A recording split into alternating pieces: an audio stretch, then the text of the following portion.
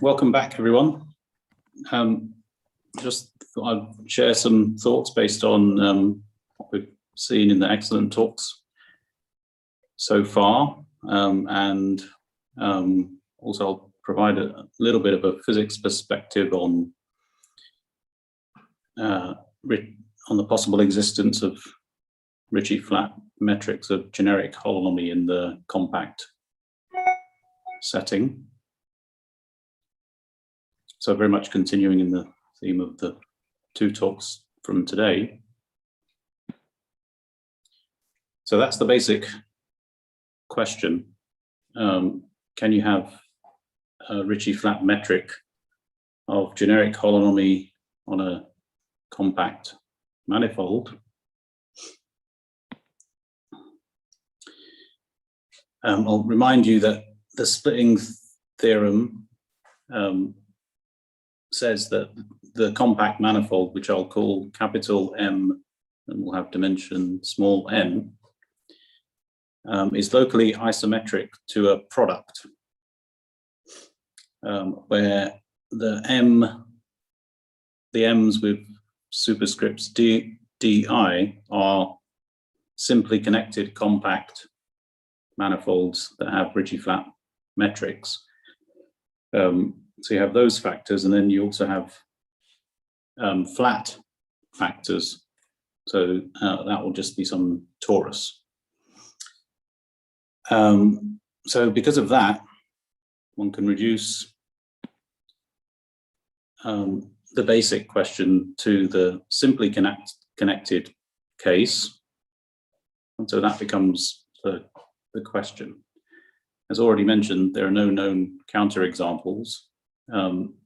All of the known examples have special holonomy, and those are the holonomy groups for which you have parallel spinors, which from a physical point of view means that superstring and M-theory backgrounds based on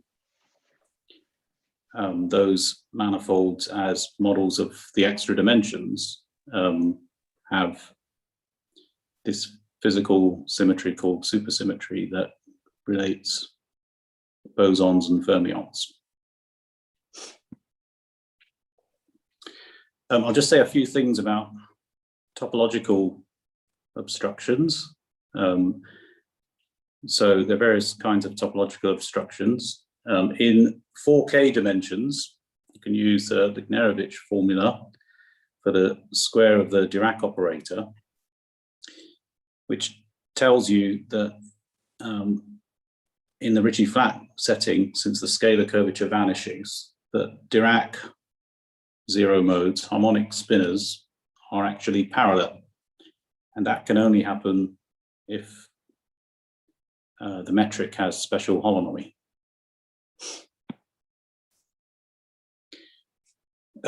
So in the simply connected case, the problem becomes non-trivial in the lowest dimension is 4, in which the problem becomes non-trivial. And in that case, the topological classification of 4 manifolds splits into the spin and non-spin cases. And in the spin case, it's connected sum of some number of copies of K3 and some number of copies of S2 times S2. The non-spin category, it's connected sum of CP2s and CP2s with reversed orientation. So in the spin category, the index of the Dirac operator is twice the number of K3 pieces to the manifold. And so from that, one immediately concludes that if you have at least one K3 factor and at least one S2 times S2 piece, there's no Ricci-flat metric. So most of the spin manifolds, in that sense, don't admit Ricci-flat metrics. If you don't have a K3 piece, then this argument clearly fails.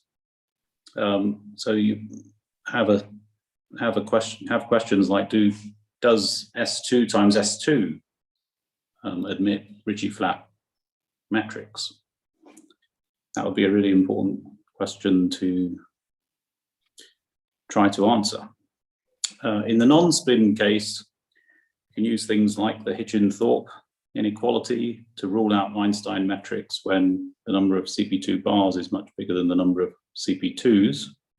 One can also use Seiberg-Witten theory to rule out various cases as well. And overall, these topological obstructions, apart from one can also consider dimensions 4k plus 1 and 4k plus 2, because there you have the index of you have the mod 2 index of the Dirac operator as an invariant. But apart from that, there are many situations in which the invariants that you're trying to use are 0. So it's not useful. And so we've heard in the talks today of explicit attempts to use gluing methods, for example, to study the problem. So one question which is motivated by the theme of one of the themes of the workshop is, are there useful numerical approaches to this question? I won't have anything to say about that, but just wanted to bring it up as a possible point for discussion. So in Nico's and Tristan's talk, we saw that attempts to find Ricci-flat metrics using gluing for different desingularizations of T4 mod Z2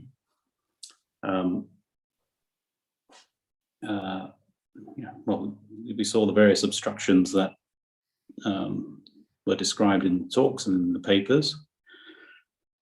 So in this case, because the manifolds that you get are non-spin, at least for when the number of, so here the number of Iguchi-Hansens has to be greater than 0. Sorry, number of Iguchi-Hansen bars has to be greater than 0, for example. Then you have a non-spin, it's a non-spin simply connected manifold, so it's connected some of CP2s and CP2 bars, but if you can check that that obeys the Hitchin-Thorpe inequality, so you have to resort to explicit methods. Now, what you see from these results is that you can have this huge ambient 4 torus and these tiny little Iguchi-Hansens and their reversed orientation versions with essentially an arbitrary distance between them. And what you find, or what those guys find, is that there's a long-range potential that develops between them. So my feeling is that it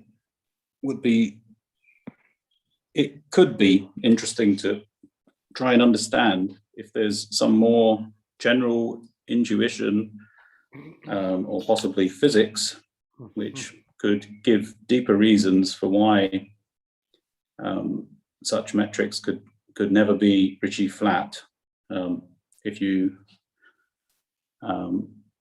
want to prove that there's no Ricci-flat metric. So I'm just flagging that up as, again, another point for further discussion.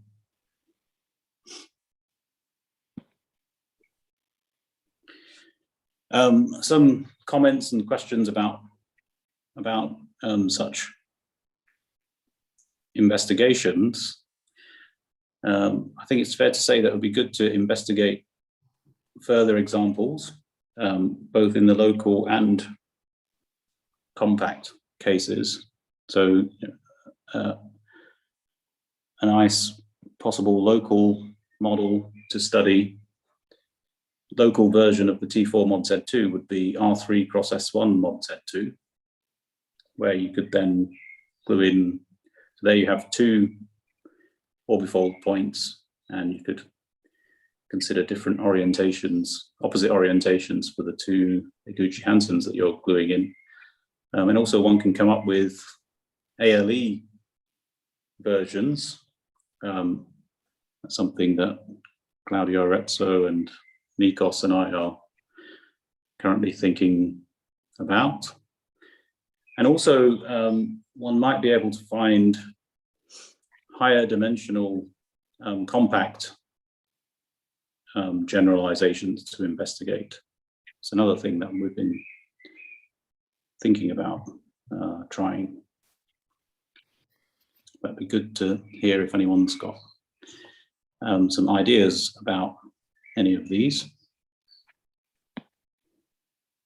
I want to say a few things about the physical perspective. So physically, since we're the usual application for compact Ricci-flat metrics is as models of the extra dimensions of space in superstring theory and M theory. One is interested in absolutely stable such metrics, because those would be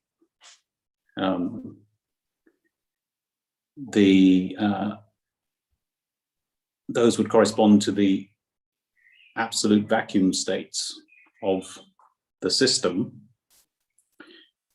And if it turned out that all such Ricci-flat metrics, so all such stable Ricci-flat metrics had special holonomy and parallel spinors, then superstring theory in the geometric regime would in some sense predict that supersymmetry is an outcome, since all vacua, all absolute vacua would have low energy supersymmetry. So that's actually a physically very strong motivation for studying this question. The non-simply connected cases are also interesting. So Witten in the 80s showed that if you do the traditional Kaluza-Klein theory from 5 dimensions to 4 dimensions, compactified on a circle, that actually has an instability. And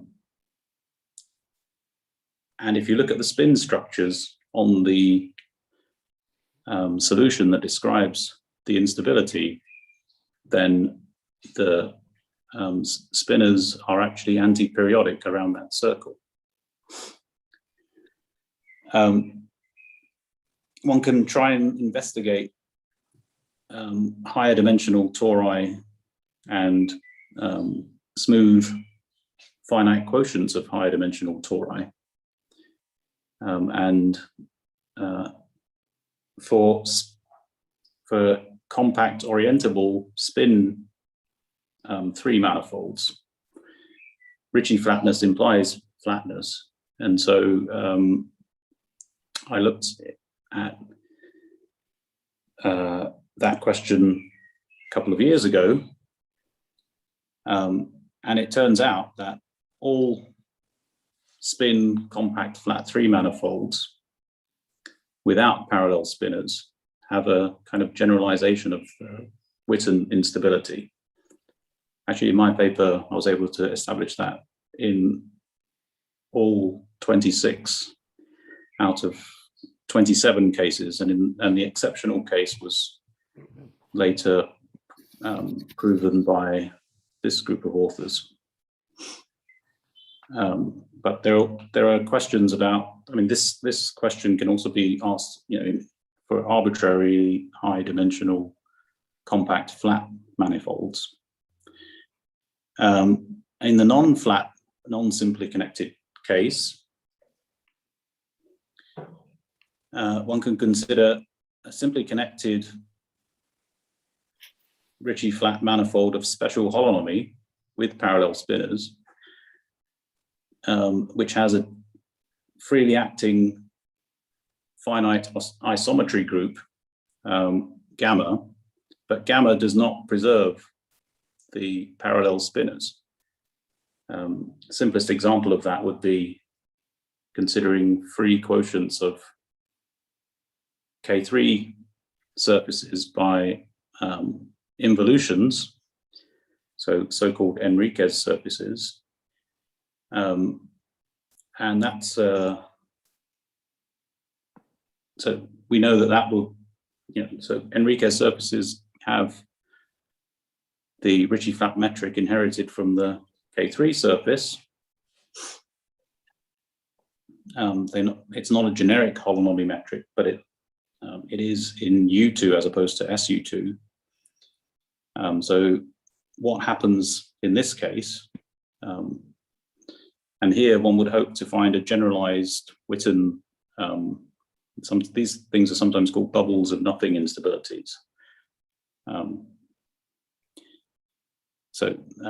Here one would hope that that's the basic conjecture, that Enriquez surfaces and all the other examples like that would have such an instability. So that's some food for thought. Now we can hopefully have some discussion.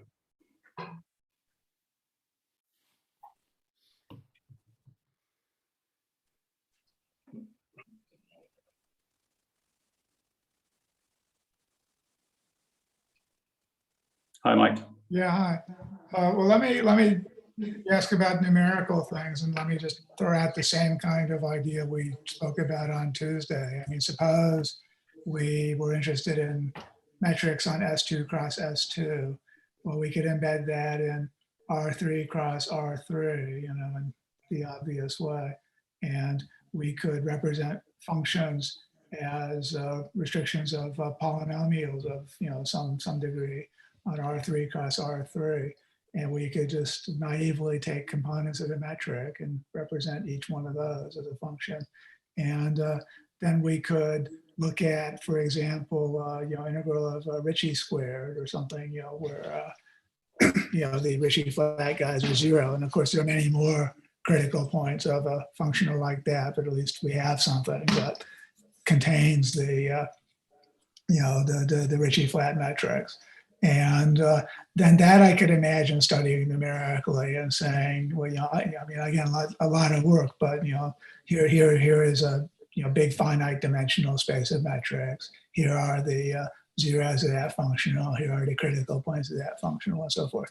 So what would that do for you? I mean, let's presume that none of those actually turns out to be the Ricci-flat metric, okay, which obviously would be a direct answer to the question. But suppose there are minimal and critical points of that functional, and we know what they are for some, various low degrees of polynomial. What would that? How would that bear on the question? Because that's the sort of thing I could imagine doing it numerically. I mean, I don't have much experience with it myself, but I think that if you literally did that, you would find the, for example, standard Einstein metric. Oh yeah, certainly it's in there, and there's lots of other stuff in there too. I mean, it's not by any means the whole space of metrics, but it's a big finite dimensional set of metrics that contains metrics with a lot of structure. I mean, if we found, so for example, suppose we found something which was close to Ricci-flat, and as we increased the sequence of, the degree of the polynomials, we got things that were closer, somewhat, seem to start at least converging towards Ricci-flatness. I mean, would you ever get a result that way, or would that, is there no condition that would guarantee that there's a Ricci-flat metric? Or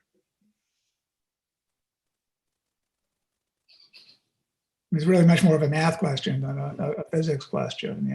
I'm just saying. I mean, this is. I mean, I can imagine variations on these things where we do things other than polynomials, and we do, some, maybe some different action, that contains a scalar or otherwise, better incorporates Ricci-flat metrics, but it's always going to be something like that. And of course, that did work for the the Kähler Ricci-flat, right? I mean, that it was true that you could get results that sequences of metrics that converge to the Ricci-flat metric.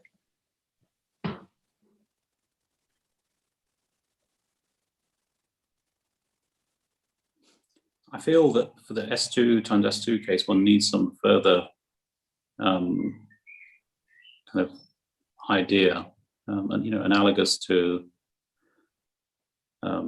Simon's numerical approximation or something like that. But maybe, well, this is very much in the same spirit. We just don't have the control over it. We don't. This functional is not convex at all.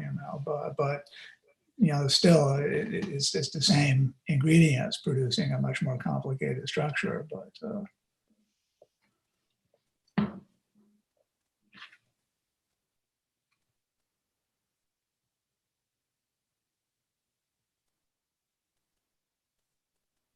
well, I guess the answer is you wouldn't know anything, because even when we're doing modifications of Kummer, then we have higher and higher order approximations that we still believe might not be correctable to Ricci-flat. So I don't think there's a mathematical guarantee of anything. so would you learn nothing this way, or would you? Again, I'm not. I don't know. I don't know if you learn anything useful, but I don't think there's any guaranteed. No.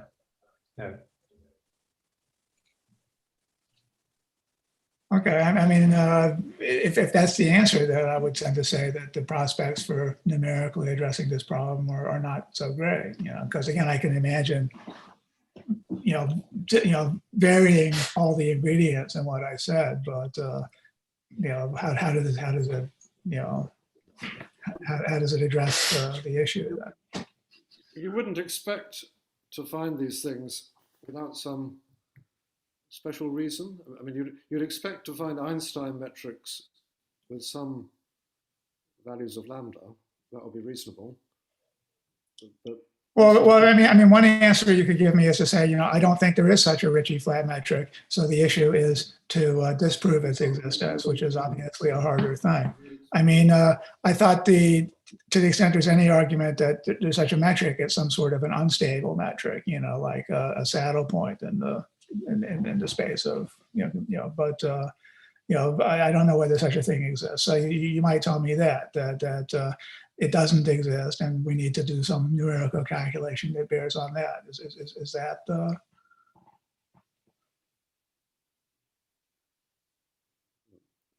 I think maybe in the case of S2 times S2, combining it with, this is in the spirit of some of the comments on the previous discussion session, combining it with some kind of gluing construction.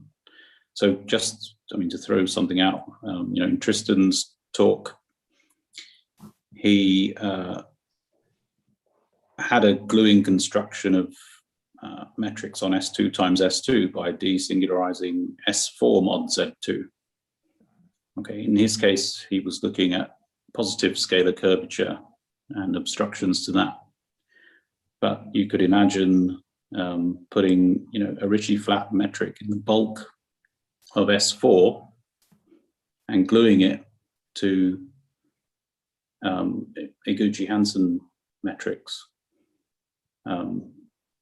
at the two fixed points, at the two singular points. Then, so having some a priori framework. But from some very naive, explicit numerical point of view, I suppose I could come up with a numerical scheme that's more adapted to describing those things, right? I embed the S4 mod Z2, and I somehow, represent these functions on these Iguchi-Hansens and so forth. Would that then be so? You're saying the numerical idea is not in itself bad, but I need to take this different functions on this different metrics on this different class of manifolds, you say, and that would be more promising. Is that the? Yeah. I mean, I think that's what I'm saying. Yeah. Okay. I mean, it's not known if S4 admits a Ricci-flat metric, but obviously if the S4 is big enough in huge regions of it, it does.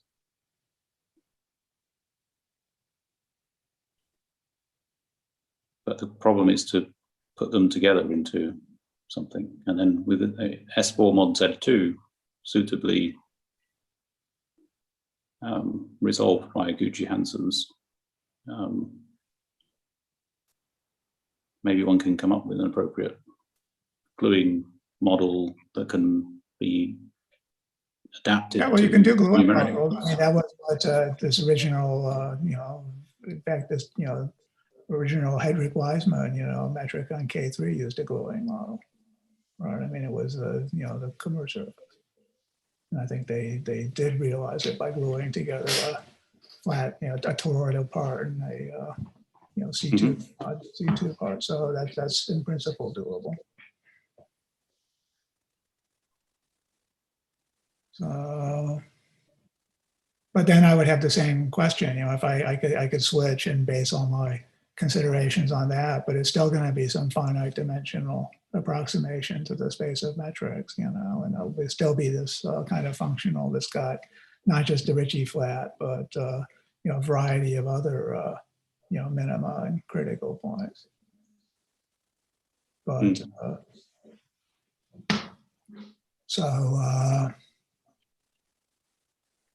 I mean, some sort of, again, I mean, I think the thing doing it on the sort of manifold is harder than just embedding an R3 cross R3, but it's not infinitely harder. It's doable, but it's worth knowing what one's looking for, something about it in advance.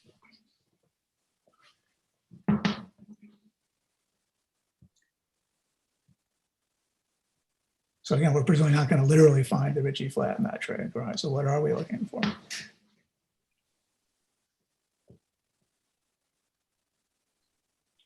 So Bobby, going back to your, the T4 mod Z2, where you wanted to develop some sort of physical picture to model the longer scale interactions between different signs. I mean, is there something that you actually have in mind, concrete there, that would do that? And I mean, is that then something that you could model as some function of the relative positions and scale, and or it was just it would be nice if there were such a thing. Yeah, I mean, well, you could, so the sizes of, the various moduli of the Gucci-Hansons, appear as scalar fields in some low energy effective quantum field theory. So say if you're talking about the size parameters, then each Gucci-Hanson that you have will give rise to some scalar field in some quantum field theory. And then this quantum field theory will have a potential that will have interactions between all of these various fields. And the simplest model would just be to write down this. You don't even need, you can just have a classical model, write down a potential that drives all of these scale sizes to 0.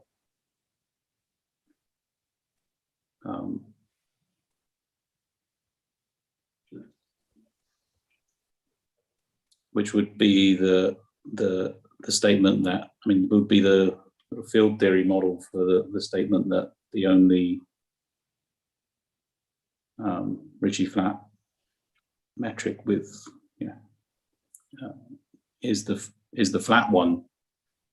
When you're choosing the orientations to be different.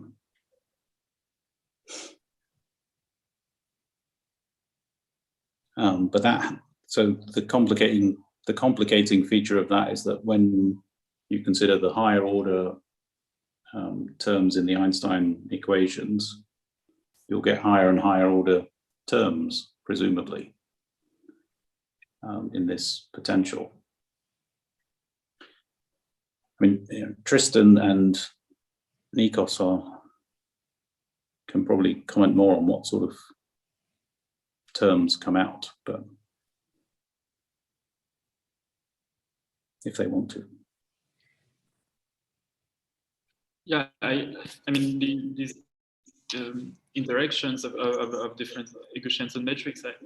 In my case, I really want to see them as the induced curvature. So let's say you have this T4 mod Z2, but it could be your R3 times S1, and you glue. If you just glue equations and metrics in one orientation, then you can always perturb to a hyperkähler metric. Now, this hyperkähler metric has some curvature at the remaining singular points, and that's where I see the interaction between the different equations and metrics. So this is, we have an obstruction to satisfy. Could you repeat that? A new equations and metrics there, and that's you can see it from the curvature, and I believe that in my abstractions I also recover the ones that Brandon has found with a different ways to see it. Instead of this integration by parts, I see it as really the curvature at the partial hyperkähler singularization. Yeah, that's kind of how I look at it as well.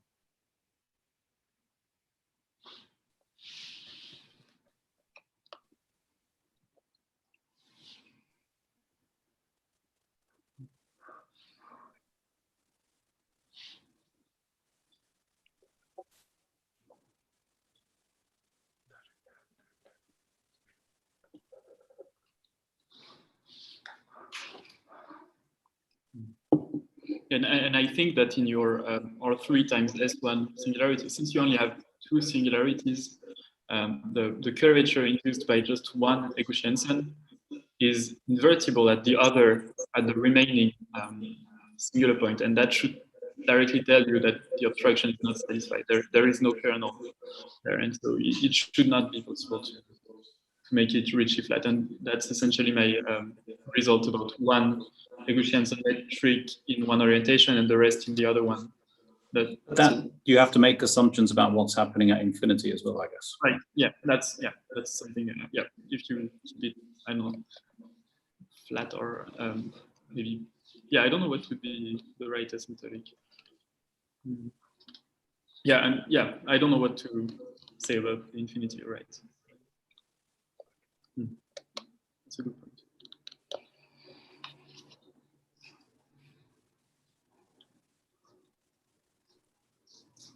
So Tristan, is there any, what makes you think that there's an infinite family of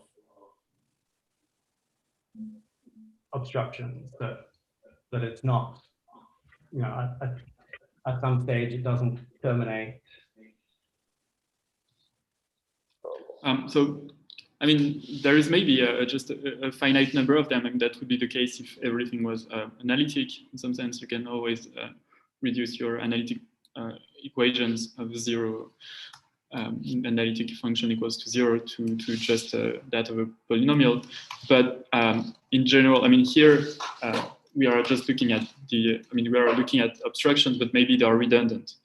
But in any case, there are an infinite number of them, in the sense that I showed you what we try to do is just to match the two metrics as well as possible before trying to do the perturbation. And we try to match them until we find an obstruction or not. And so you try to match the first term, and that's your curvature at the singular point. If you were trying to match the second term, then that's maybe a little of the curvature, but also some second derivative of the curvature. And if you go to the next term, you find higher order derivatives of your curvature. And similarly, but you want to extend terms from your Ego-Shenson metric to the rest of the orbifold. And again, this will see some curvature and derivative of the curvature at infinity. And since you want to extend more and more terms, and since all of these terms are just, I mean, you can just find them from the curvature of your orbifold. That's what I meant by you need an infinite number of them. That's just you try to extend more and more terms on both of the pieces you try to glue together, and each of these asymptotic is a derivative of the curvature.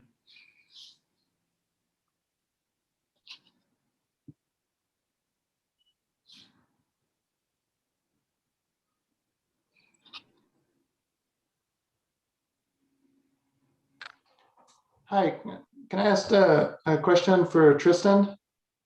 Sure. Nice talk. I didn't get a chance to ask after your talk, but I wanted to ask.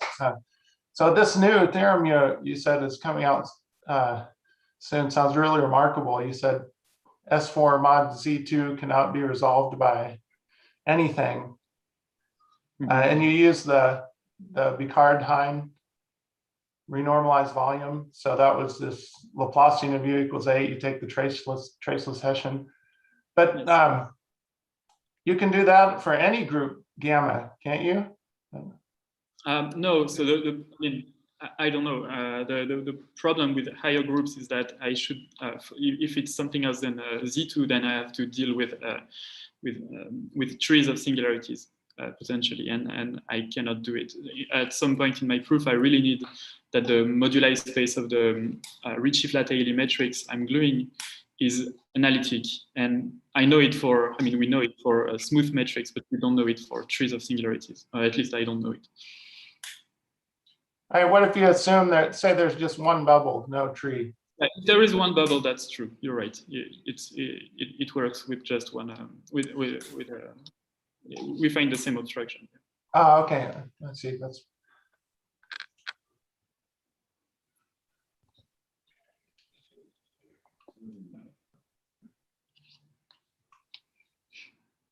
Bobby. Yeah. Also, one of your questions, so in higher dimensions, the Kummer, this does work. So for example, you can take the product of 3 elliptic curves, which are 60-degree tori.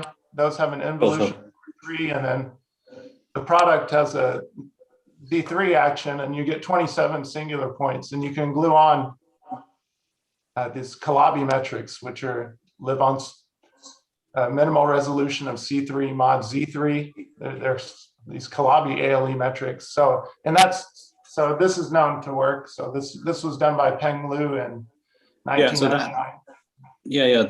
That's an example that I'm very familiar with. In fact, Nikos and I and Claudio have been studying. And yeah, that so this as a possible playground for this question. Yeah, and so I was thinking, so maybe you could ask the question about reversing the orientation and that, but you got to be careful. So when you have an S2n minus 1 mod gamma, those don't all admit orientation reversing diffeomorphisms. So for some groups gamma, it doesn't even make sense to ask that question. So it's just kind of a special case that the RP3 admits an orientation reversing diffeomorphism, but for example, lots of lens spaces do not even admit such an, so you can't even ask the question for those. But well, for lens spaces, what if I just, oh, but you're saying because they don't, because it won't commute with the actual orbifold. Yeah. Right. Well, that's true. Yeah. So maybe it's just kind of an accident that the RP3 admits an orientation reversing diffeomorphism, and you can ask this question, but like in general, I don't think you can ask. Yeah, but in the case that in the example you mentioned, which is where the singularities are C3 mod Z3, where the Z3 is in the center of SU3, when you desingularize it, you glue in CP2 essentially. I mean, the manifold, the non-compact manifold you get, is O of -3 of CP2. So topologically is contractible to CP2. And you can ask the question there, what happens if you, instead of gluing in CP2, you glue in CP2 with its orientation reversed? That was one idea we had.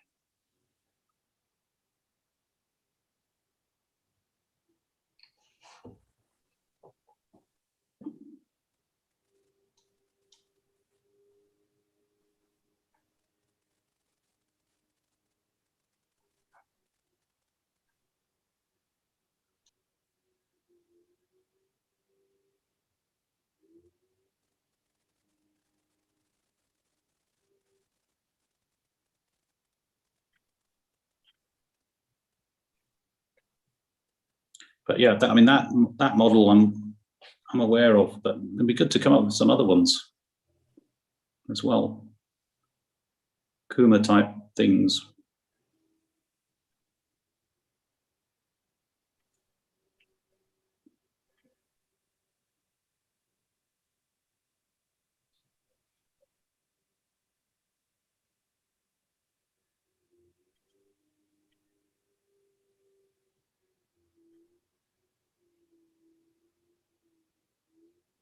There's also other local models one could consider, so you could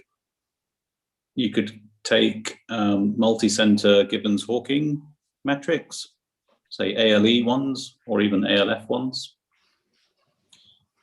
and then you can bring, say, two of the centers together, and that will create an R4 mod Z2 singularity, and then you could try and glue in an Iguchi-Hansen with an orientation which is opposite to the other two spheres that were there before.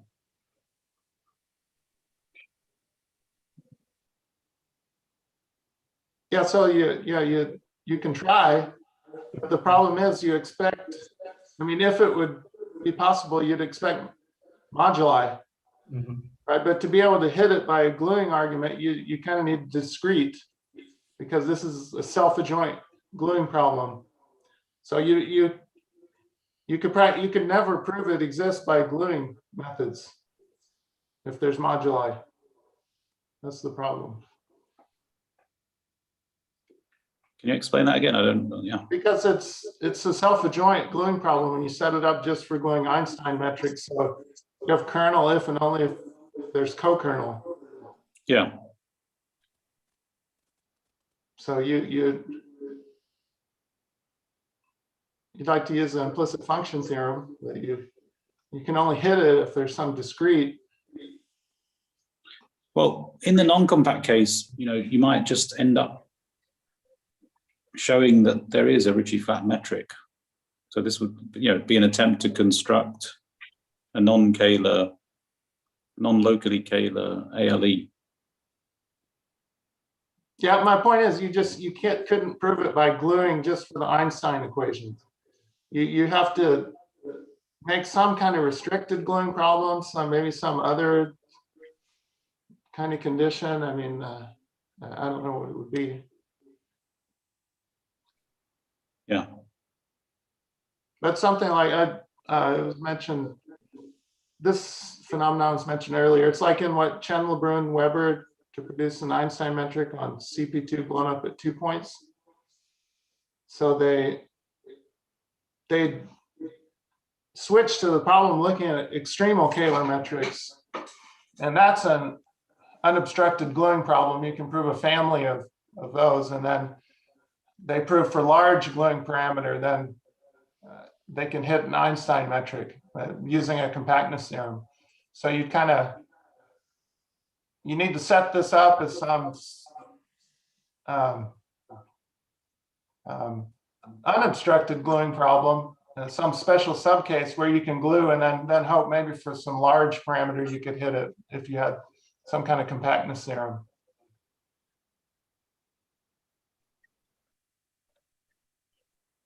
Yeah. But just I mean, direct. another, the sort of yeah, I agree with you. From a sort of say, mathematically lower level physics perspective, studying these sorts of examples, one would hope to understand these interactions between, the different the things the things that you're gluing in are the things that are expected to take you away from special holonomy, and understand the interactions between those and the things already existing in the background a bit better.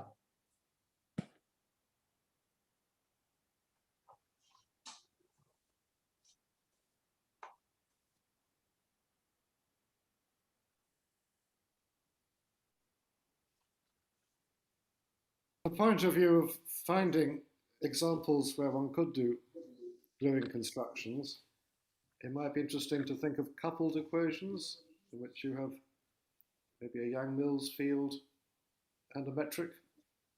Oh, yeah. So you can introduce parameters which would give you more chance of doing the gluing in perhaps for some value of a parameter. That would be a thing one could study.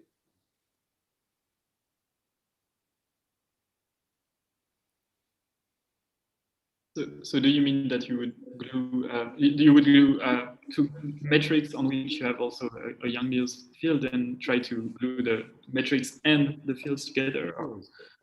Yes. That would be a thing one could. I'm not sure there's much literature on that, or even to say the compactness theorem for these sort of questions. Interesting.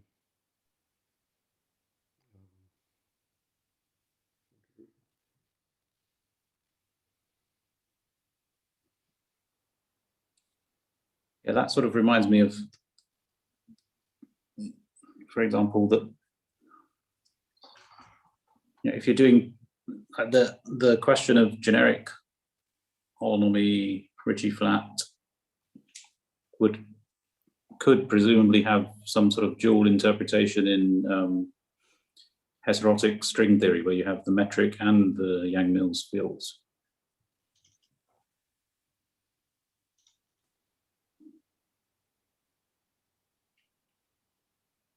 Do you have something more concrete in mind, Simon? Well, there are natural equations where you take the stress, you take a connection and its stress energy tensor, and then you make Ricci equal to that. And I'm not sure there's been much on the mathematical side, much study of that, but one could expect to do all of these things, kind of combining the Einstein and the Yang-Mills things that are known, and because you have an extra parameter. To me, the reason why you don't really expect to be able to solve this gluing problem is because the expected dimension of the moduli space is 0. So you kind of a priori don't expect to be able to do this gluing, because if you could do it for one value of the gluing parameter, you could do it for all. So you'd have a one-dimensional set. But if you have some problem in which you have extra parameters, then it would be more plausible that in that family you could do a gluing construction in sort of some general context, to me.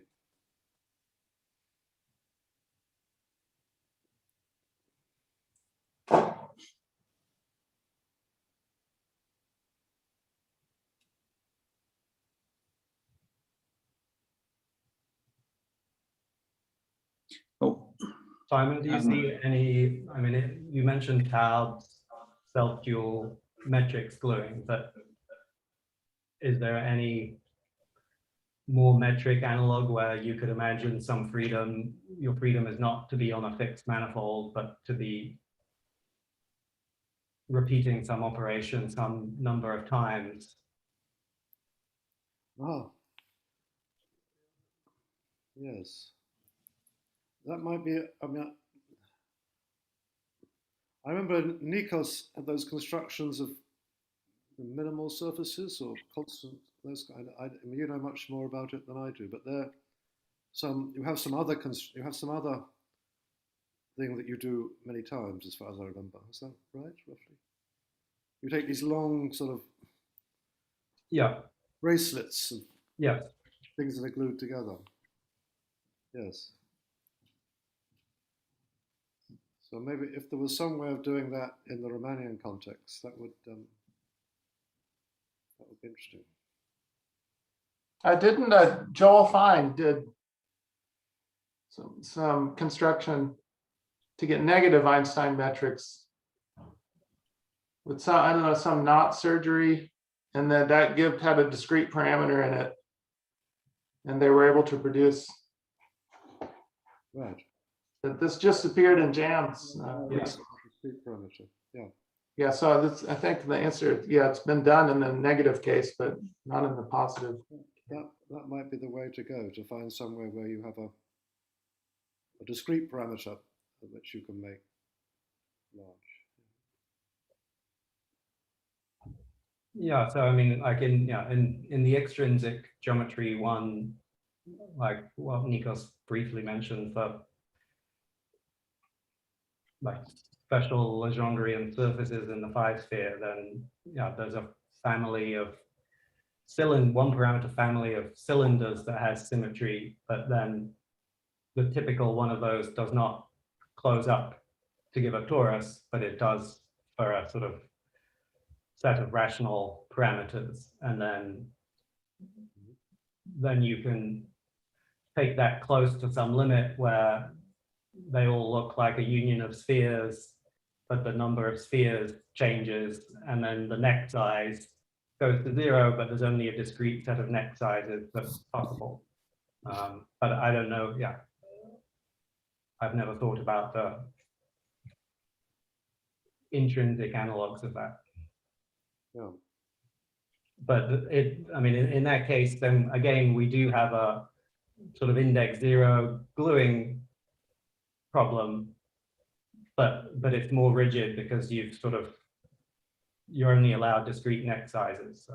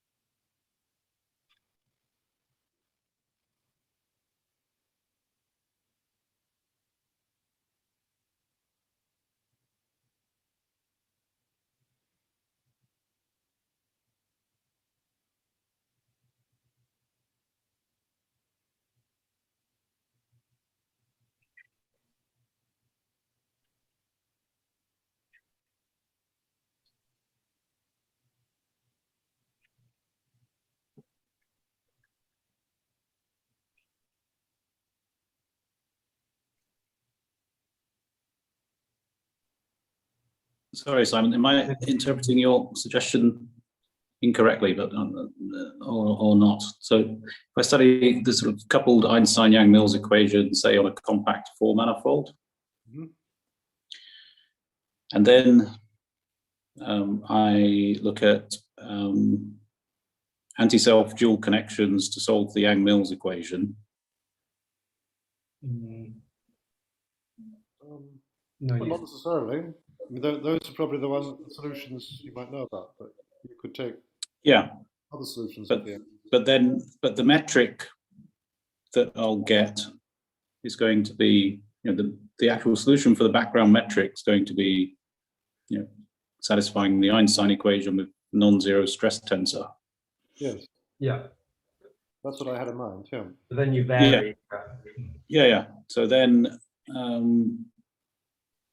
so I've got a discrete parameter, which is the second Chern, the instanton number. And the solution that one's looking for zero instanton number would be then a Ricci-flat metric. Would that actually, is that what you had in mind? No, I wasn't really thinking about Ricci-flat. No, I was thinking about Just thinking about okay. Giving more gluing problems where there was more scope for success. That's an interesting thing to think about for other reasons. But I mean, possibly there might be some mechanism that would produce Ricci-flat things, but that wasn't really what I had. That wasn't the theme that I was really pursuing. But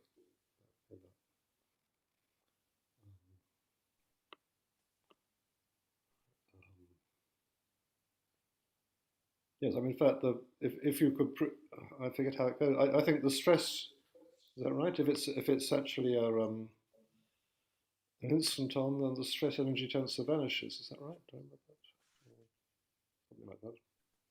Oh, it probably does, yeah, because it's the equation's conformally invariant. If you could somehow prove, if you were studying these pairs of the solution of these coupled equations, and then you could somehow prove that the connection had to be instanton, then you would have a Ricci-flat. But I have no idea how you would do that. But I mean, it seems like an area that hasn't been looked at much, and things might emerge if one. Oops.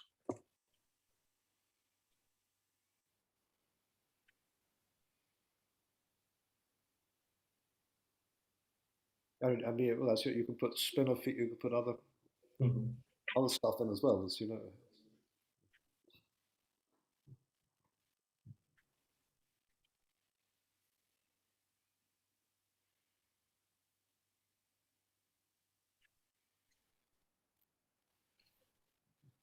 And I mean, another thing to mention is that maybe that's another comment on your presentation, is that you talked about the topological classification of four manifolds, but within those classes there are normally huge numbers of differentiable. Sure.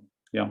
So we could take, well, there are results of Claude Lebrun and others on this kind of question, but you could take some manifold where we know there's a Kähler-Einstein metric and ask whether there's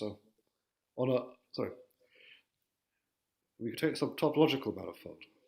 So you have then you could ask, if you take a different smooth structure, is there any Einstein structure on that? There could be many interesting questions in that direction.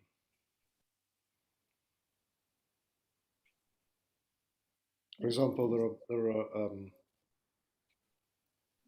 there are lots of four manifolds which are homeomorphic to K3 but not diffeomorphic, and then by Hitchin-Thorpe you know that they don't have a Einstein metric, if I remember right.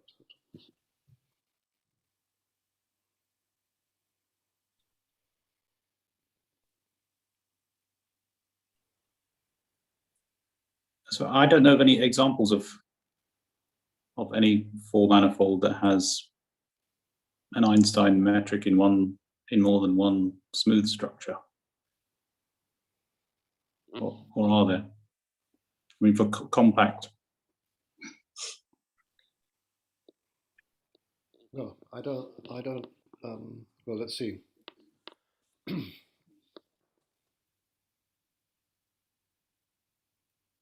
Well, yes, I guess we do know that there are, because you can take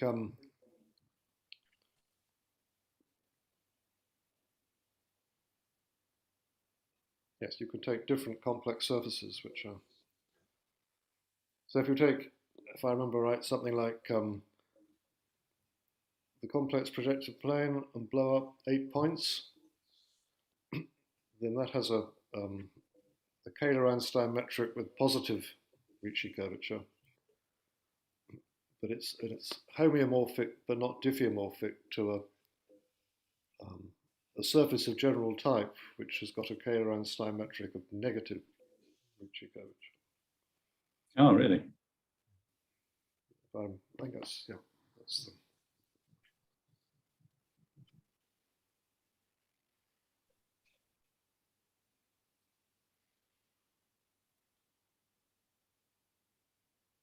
So in fact that the positivity and negativity might somehow tie into this interesting about the Ricci equal to 0 case, because somehow in the differentiable structure knows about the difference between positive Ricci curvature and negative Ricci curvature.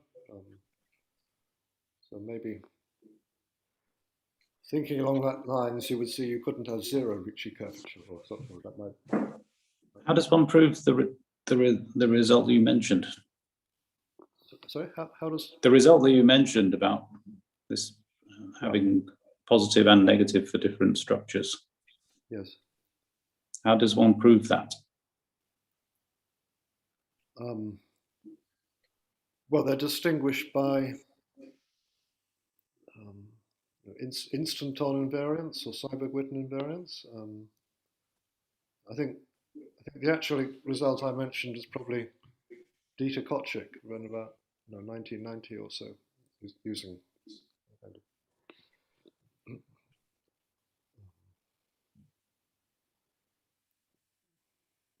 Your question is just differentiating between different smooth structures, Bobby?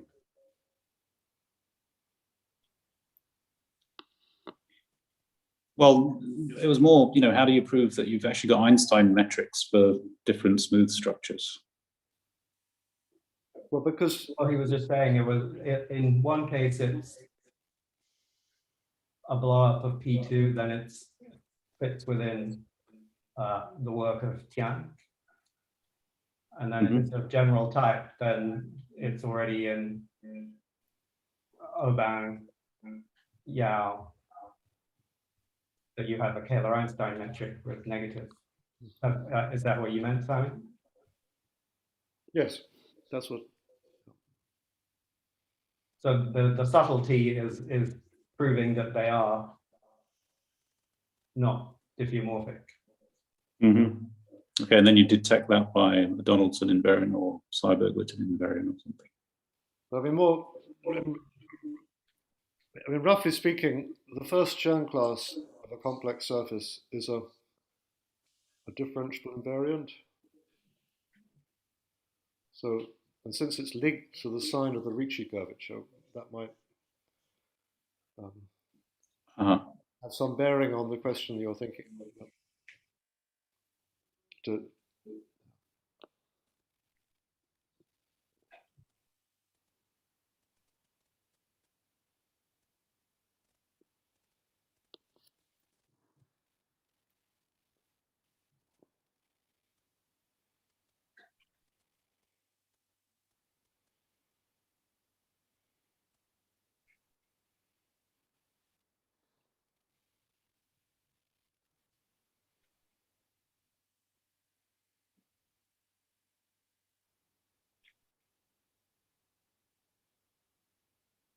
So maybe we should be thinking about complex surfaces, complex non-Kähler surfaces with first Chern class 0 then.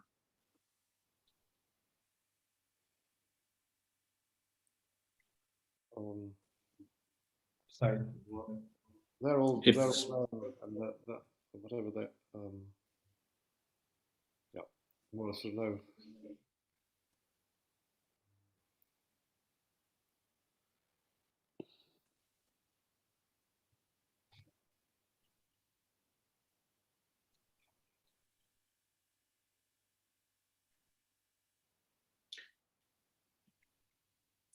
Robert, how long are we going to go on discussing for? I'm only asking because my iPad's at 1% now. You're muted, Robert. You're muted. I mean, it's kind of up to you guys. when you feel like the discussion has run its course, we can just stop. We don't, there wasn't a set time actually.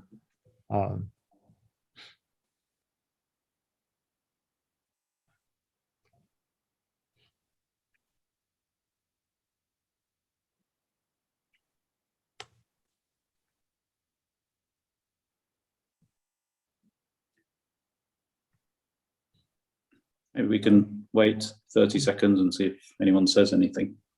Okay. Right.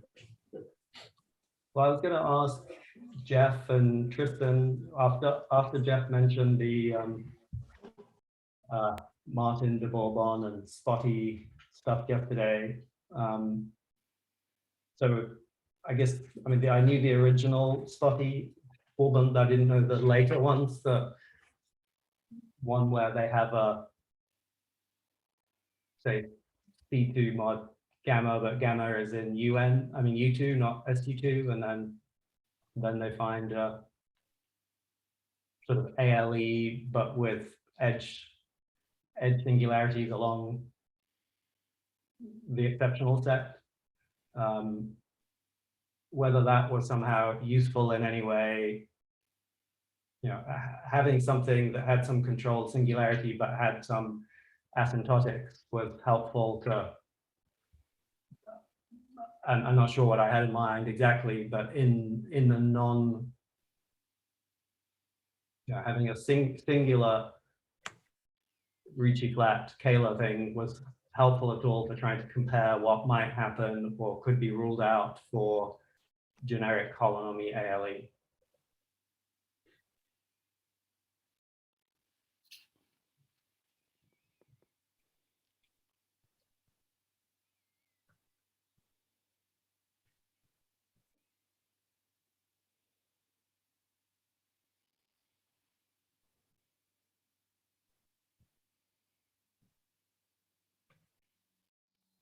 Hi, sorry, I'm not sure I understand the question. Can you repeat it? Well, I guess so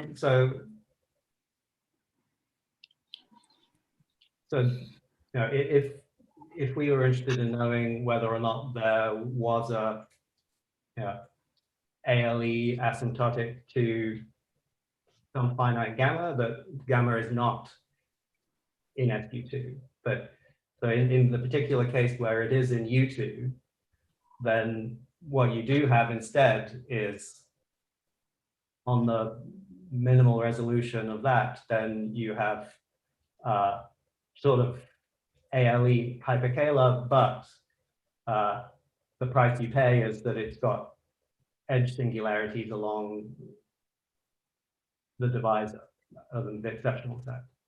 And so I was wondering whether that was in any way helpful to try to understand something about you know, a random ALE that was asymptotic to that group. That was really my naive question, whether having some. So yeah, you mean like maybe yeah, using these examples to rule out other examples. Yeah, whether there would be some kind of, you know, strong enough uniqueness that if this thing, but it seemed to be a bit related to your questions about, you know, how many, you know, to what extent are there really obstructions to all orders, and, you know, yeah, I think to what extent can you construct some sort of end of an ALE space that has generic holonomy, but then that was the very loose thing in my head. Yeah, so I think you can essentially, I mean, if you just have if you're just looking for an end of an ALE, I think you can construct many things without reduced holonomy by just some kind of a boundary problem, just take your sphere and try to solve the Ricci-flat equation outside of it. I think Anderson did this in some of his work on boundary problems for Einstein metrics, and I know that Hayo has some intuition on this, so he's able to construct. He's working with a the Gibbon-Soking ansatz. So I guess he's only getting a reduced holonomy, but he has infinite dimensional families of ALE metrics outside a compact set. So I guess that you could just construct way too many things. If you, I think that the uniqueness problem is really a global one.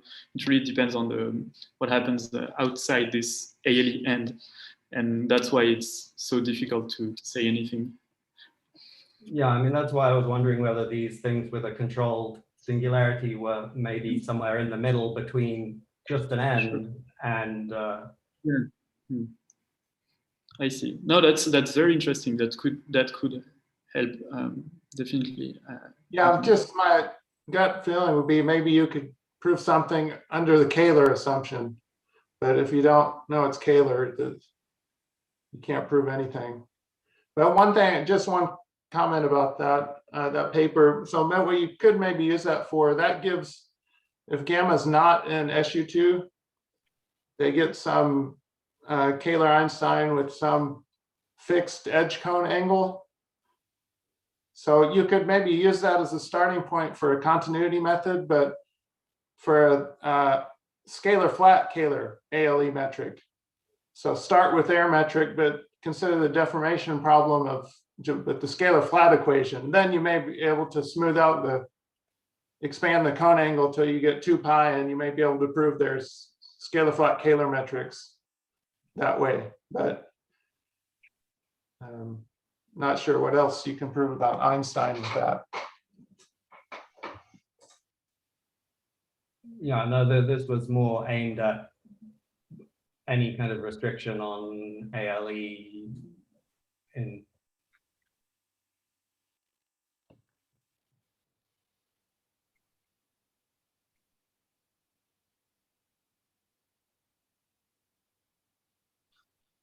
And so these examples you mentioned are like asymptotic to groups in U2, but I mean, does it include the groups that you find from quotients, smooth quotients of hyperkähler metrics, these quotients of a Gibbon-Soking instantons?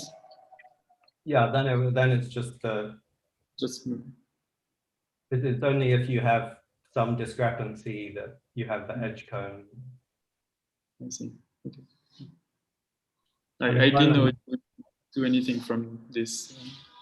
This. I mean, Simon might have, I don't know, it was originally Simon set Martine in this direction, so I don't know whether Simon had any other thoughts on your original motivation for setting Martine in the general direction was something different, but ALE with sort of edge cone singularity.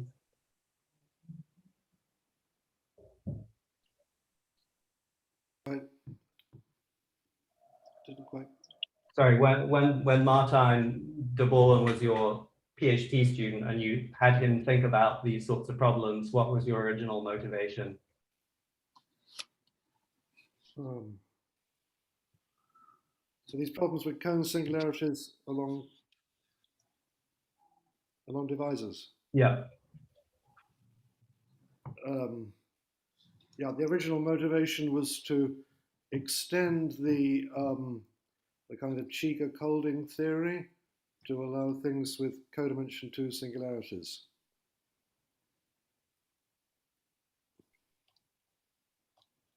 Is that right?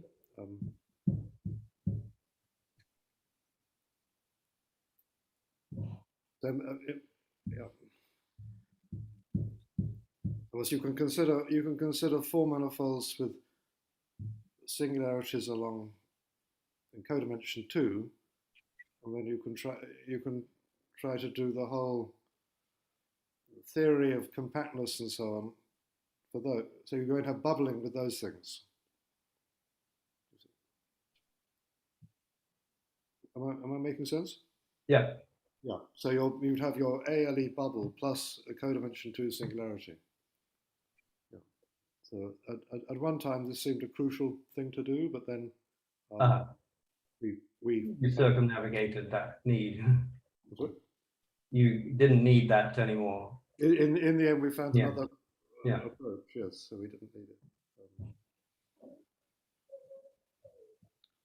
More precisely, it was to prove the kind of volume bound that I studied at that time about the in the context of having a codimension 2 with the codimension 2 theory. Now you say I mean, in any dimension, you say you have, under some hypotheses, you have sort of control of your metric outside a set of known volume. That was roughly the kind of thing which is known through the Shiga-Kolding theory, but and later much more through Neighbor and other people. So anyway, that was the idea, to try to do all that with codimension 2 singularities.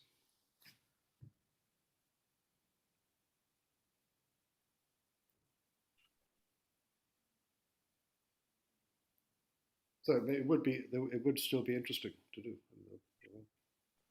and Martin has done a lot in that direction.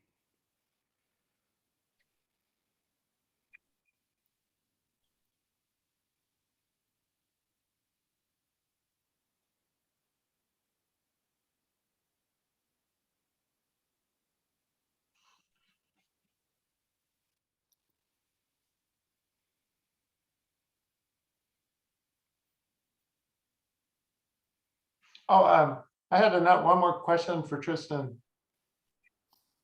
Yeah, so this new result of yours, you said in the spherical and hyperbolic orbifold case, but what about the flat case, the Kummer case, T4 mod Z2? Can you prove that? Not assuming it's an Noguchi-Hansen, just assuming it's some ALE with Z2, and also assuming, say, one bubble. Not really. I think one big problem here is that we don't know that much about the asymptotics of Ricci-flat ALE metrics. And the thing is that depending on the gauge you choose, you may even not have. I mean, we understand somewhat what should be the R-4 term, so the very first asymptotic, but there are some gauges and some Kronheimerian sentence for which this is just zero. This first term is just zero. So I see. Yeah, that's my main question. So the Picard-Heim trick that works in spherical and hyperbolic, it doesn't give anything because the base is flat in this case. Yeah. So yeah, you can take this. I mean, yeah, if you're a complicated enough Kronheimer instance, and you can always find such an example in the moduli space. And I mean that if it already happens for Kronheimer's instance, but I mean that would not happen for R4 mod Z2, but I have no idea how to rule this kind of thing out for another one, for something that would not be hyperkähler.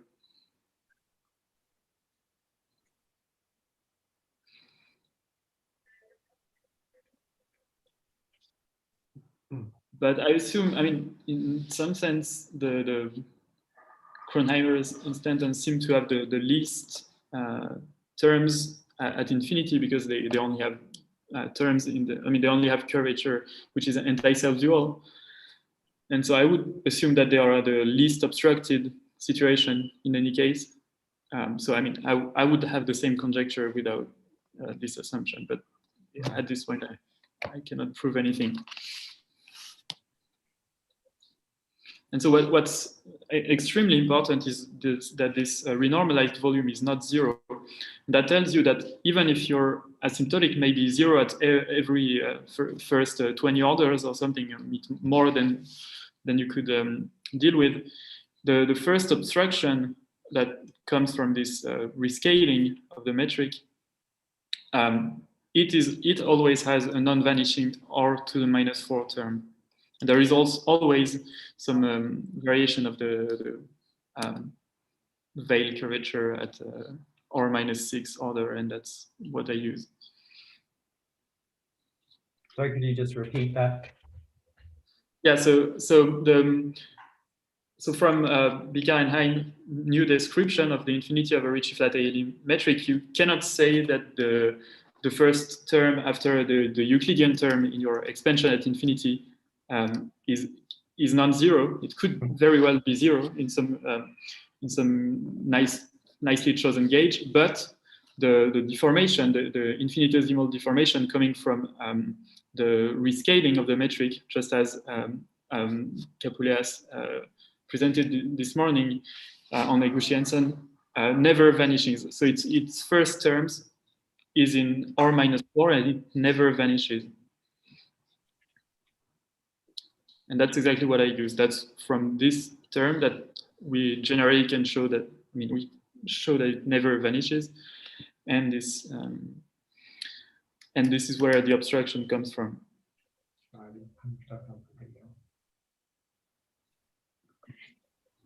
So essentially, you can write your first abstraction as some the Einstein constant times the reduced volume of the bubbles plus some quadratic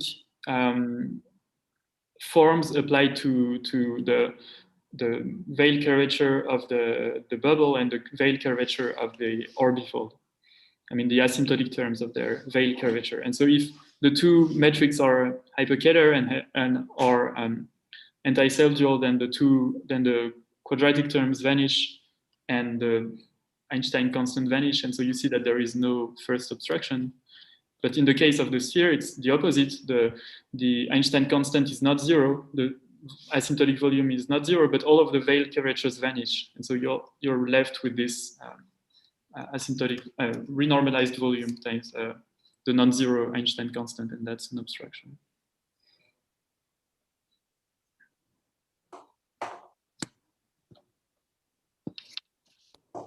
So actually, does your new theorem, you stated it that S4 mod Z2 cannot be desingularized at all by anything, but is it just any orbifold with determinant of R plus not equal to 0 at the point? No, I cannot do it for the whole determinant. I can only do it for essentially this R plus of some two form with a scalar product with the same two form. So that's just one term of the diagonal has to vanish. And that's why I use spherical and hyperbolic metrics, because the curvature is a homotopy at every point, and so there is no basis in which you can find a zero on the diagonal. Oh, but it's just a condition at the point. You don't care about. Yeah, it's still at the point. Yeah. Okay. No. And only constant curvature satisfies that condition, or maybe. It might be a bit more than what I say. Maybe there should be like some gap. Maybe if you have a curvature which has 3 eigenvalues, and if they are close to being constant, some pinching would work. Yeah, there would need some pinching. But I don't know if I can even control the constant of the pinching. So I just looked at I was just happy to find an example where it's not possible. And in the hyperbolic case, I think you stated it also in the hyperbolic case, is the statement that there's no asymptotically hyperbolic desingularization, or? Yeah. So I stated it just for compact hyperbolic, but I'm sure you can do it. If you assume the right convergence at infinity, that will be also true for asymptotically hyperbolic desingularizations. And so in Bicard's work, you can already see that, assuming some strong convergence, which also depend on the size of the bubble. But here we would not need the size of the bubble, because the function spaces are just done to not have this problem. But he assumed Eguchi-Hansen. You're not. Right. You're not assuming Eguchi-Hansen. Yeah. Yeah, that's the new. Yeah, you're right. Yeah. You're right. Yeah, and I just want to comment. There's many. So, so let's say ALE with group Z mod 2Z. So there's the Iguchi-Hansen. So it's just by Hitchenthorpe for ALE. If you know it's diffeomorphic to the Iguchi-Hansen, it must be the hyperkähler one. But you can always take the Iguchi-Hansen metric and just connect some, like a bunch of S2 times S2s onto a finite part, and maybe a bunch of CP2, connect some CP2 bars, and this won't violate Hitchenthorpe. So there are many possibilities for ALE with group Z2 Ricci-flat. Yeah, topologically, you mean? Yeah, topologically, yeah. Yeah. I think that's the whole problem. It's a global problem, and it's very complicated. I mean, there are some things that would be useful to look at this topology, and I think that this function that Hayo mentioned, which is a Laplacian equals to 8 and asymptotic to R2, I think that's a very useful function, because it's traceless part of the Hessian is just rescaling your metric, and at the same time it satisfies a very nice equation. And I don't know, I'm wondering if, for instance, if you look at its critical points, I mean, you should I expect that on Kronheimer's instance, you would just find these divisors and exceptional divisors, and probably on a general ALE you would find some I don't know, some nice, maybe two-dimensional something by, I don't know, some Morse-Bot theory, or so I mean, I would just be wondering what kind of topology, what would be the topology just for of the critical set of this function on a general ALE, and maybe that could help understand the topology of a general Ricci-flat ALE.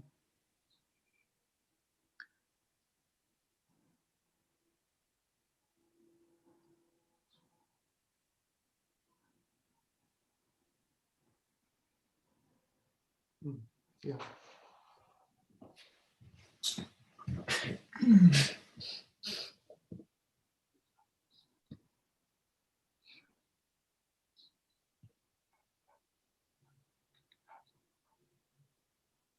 Did Bobby's iPad go out, or is he back? Oh, there he is. Did go off, but I powered it up.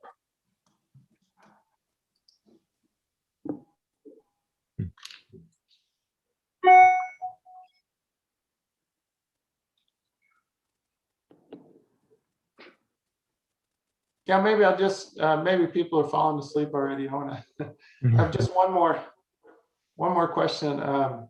So what you could think of a gluing problem, take the sphere and say, go along the equator, take equidistantly spaced points like 2 pi over n. And you could take some gluing problem where you glue something on at those points and use that n as a parameter. So the analog in this orbifold gluing, is there any example of some sequence of orbifolds with like n z mod 2z singular points? And then you could try and take this family and glue on Iguchi-Hansens, and then take maybe proof for n large.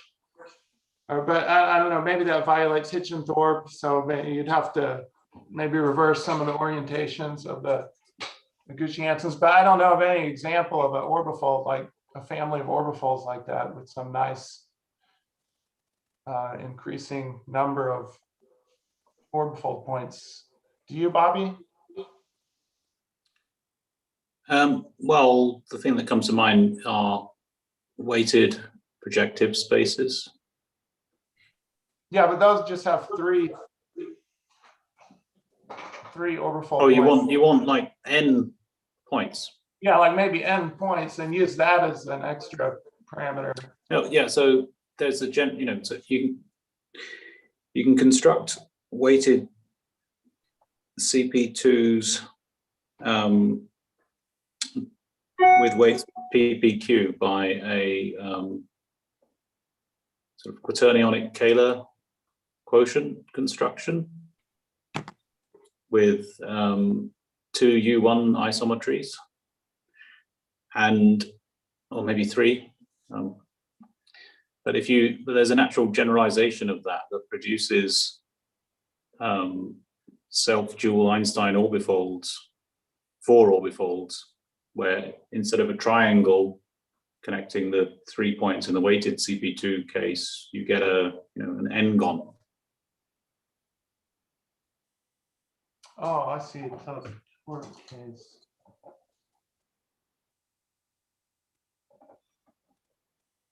Take an n-gon. Oh, and then you get these, yes, self-dual Einstein. Is this what Calderbank and Singer did? Yeah, I think so. Yeah, so maybe there's some family of those. Yeah, n-gons where n gets large, but it all has z mod 2z singularities. Yeah, I'm not sure exactly if you can set it up that way, but probably you can.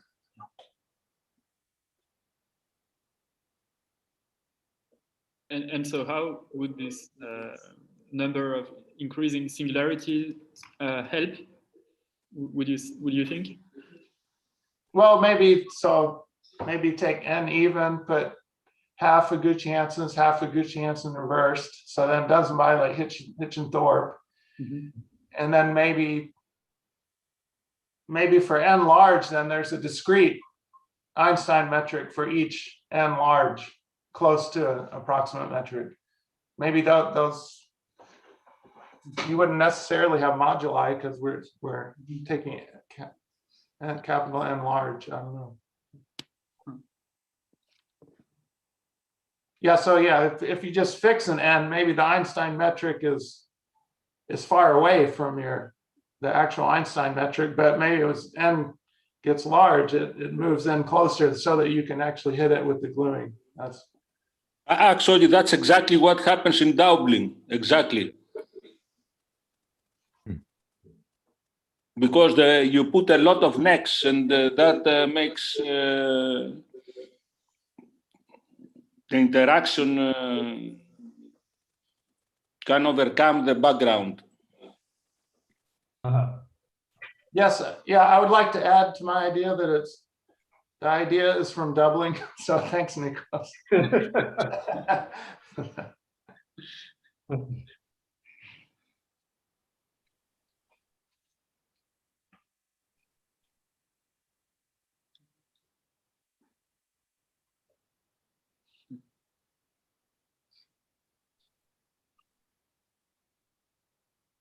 But in general, to write, I mean, to understand those metrics, I mean, so you can prove that they exist with quaternionic Kähler, hyperkähler quotient technology and so on. But writing them down in practice is very difficult.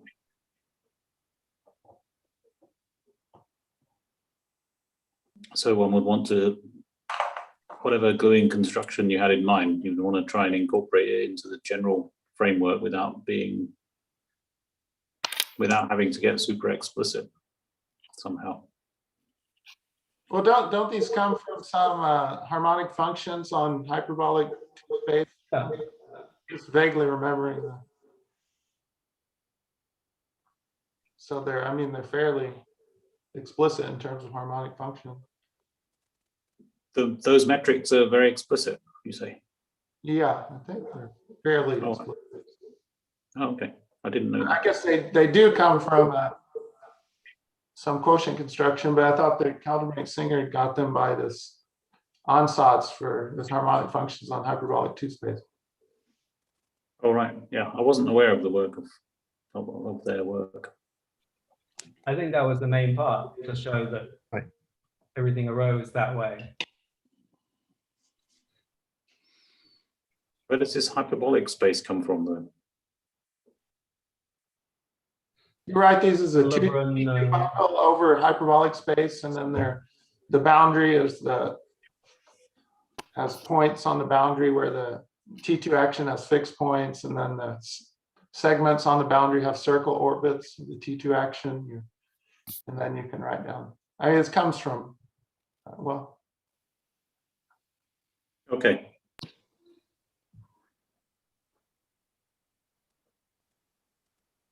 Yeah, that's true. I guess they are these have to be toric because the quotient construction involves only abelian groups.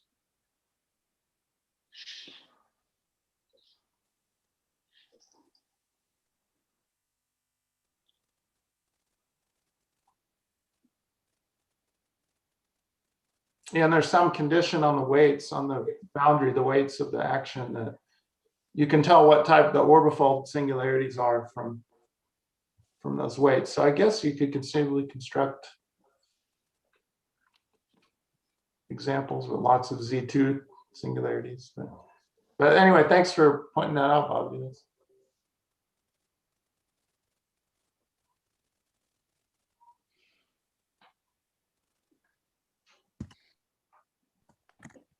Okay, my wave function is decaying. How everyone else is doing. Yeah, me too. I have to go soon. So.